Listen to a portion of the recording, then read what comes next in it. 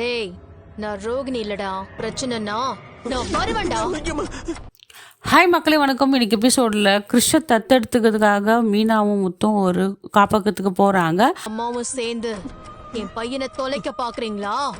அங்கே வந்து மீனாவுக்கு உடன்பாடு இல்லாமல் வெளியே வந்துடுறாங்க. மீனா கிட்ட சொல்கிறாங்க, முத்து என்ன மீனா இப்படி பண்ணுற, பேசிக்கிட்டு இருக்கோம்ல, வேற பிரச்சனையா? நீனவோ உனக்கு பிடிச்சிருக்குன்னு சொல்லிட்டு தான் நான் வந்தேன். கிருஷ்ணமலை எவ்வளோ பாசம் வந்தேன், இப்போ எதுக்கு இந்த மாதிரி போகிறேன், எனக்கு ரொம்ப மனசு கஷ்டமாக இருக்குன்னு சொல்கிறாரு.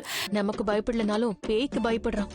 மாப்பிள்ளைங்க யாரு? ரவியா? இல்லைங்க, அதெல்லாம் தத்தெடுத்துக்க முடியாது, என் பேச்சு கேளுங்க, நம்மளால முடியாதுன்னு சொல்லிட்டு அந்த இடத்துல போயிடுறாங்க. இதனால ஒரே குழப்பஞ்ச முத்து என்ன பண்றாரு, எனக்கு பேடி இல்ல, பயம் இல்ல, பேக் பண்றதுக்கு எல்லா ஏற்பாடும் பண்ணிட்டேன்.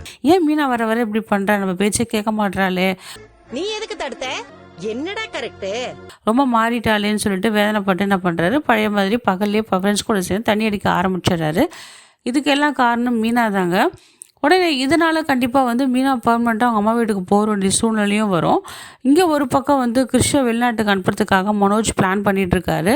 இதை எப்படியோ தடுத்து நிறுத்தணும்னு சொல்லிட்டு நம்ம ட்ராமா குயின் ரோகிணி என்ன பண்ணுறாங்க, நம்ம கல்யாணி ஆவி வந்ததை மாதிரி நம்ம மனோஜை வந்து மிரட்டிருக்காங்க. ஏன் இது மாதிரிலாம் பண்ணுறேன், என் பையன் இருக்கிறது உனக்கு பிடிக்கலையா, எதுக்கு இது மாதிரிலாம் பண்ணேன், இது மாதிரிலாம் பண்ணால் உங்கள் அம்மாவை கொண்டுடுவேன், உன்னையும் கொண்டுடுவேன்னு சொல்லிட்டு ரொம்ப அராஜகம் பண்ணி அவரை பயமுறுத்தி வைக்கிறாங்க. இதனால் மிரண்டு போன மனோஜோ, இல்லை அதெல்லாம் பண்ண மாட்டேன், தெரியாமல் பண்ணிட்டேன், கல்யாணி பேய் நான் தெரியாமல் பண்ணிட்டேன், இனிமேல் நான் கிருஷ்ண வந்து ரொம்ப அன்பாக பார்த்துக்கிறேன், என்னை மன்னிச்சிடு, என்னை எதுவும் செஞ்சிடாத, எங்கள் அம்மாவை எதுவும் பண்ணிடாத அப்படின்னு சொல்லி மிரண்டு போய் அப்படியே சைலண்ட் ஆகிடுறாரு.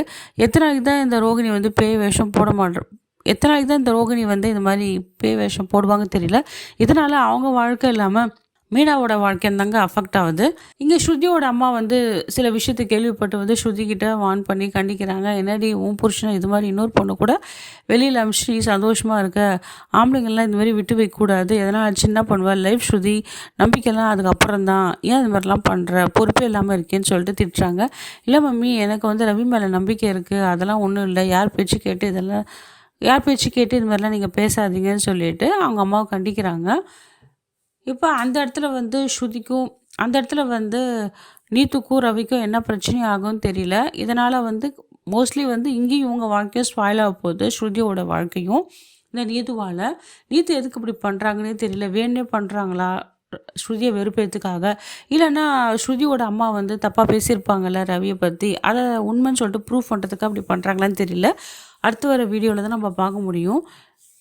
எனக்கு வந்து இந்த மீனா பண்ணுறது சுத்தமாக பிடிக்கல. தேவையில்லாமல் புத்தோட வேலையும் கெடுது, மீனாவோட வேலையும் கெடுது, எல்லாமே இந்த ரோகிணியால். இந்த ரோகிணி உண்மையை சொன்னால் என்ன, அட்லீஸ்ட் இந்த மீனா வச்சு சொல்லிவிட்டு மைண்ட் ரிலீஃப் பண்ணல, ரெண்டுமே பண்ணாமல் கதை வந்து போராக எடுத்துகிட்டு போயிட்டுருக்காங்க. இந்த வீடியோ உங்களுக்கு பிடிச்சிருந்த மக்களே லைக் அண்ட் ஷேர் கமெண்ட் பண்ணுங்கள். அடுத்த வீடியோ உங்களை சந்திக்கிறேன். நன்றி, வணக்கம்.